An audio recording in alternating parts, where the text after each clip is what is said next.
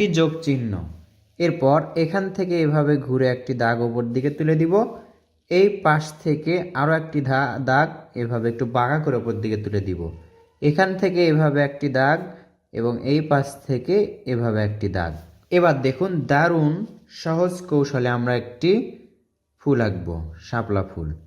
এই তো দেখুন এখানে একটা পাপড়ি আঁকলাম।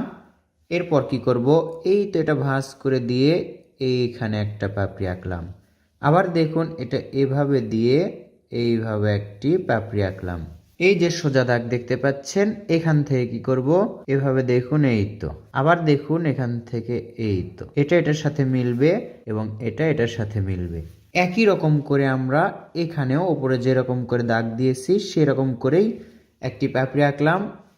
এবার এখান থেকে দেখুন এইভাবে ভাঁজ করে দিব এবং একই রকম করে আরও একটি পাপড়ি আঁকবো। এখান থেকে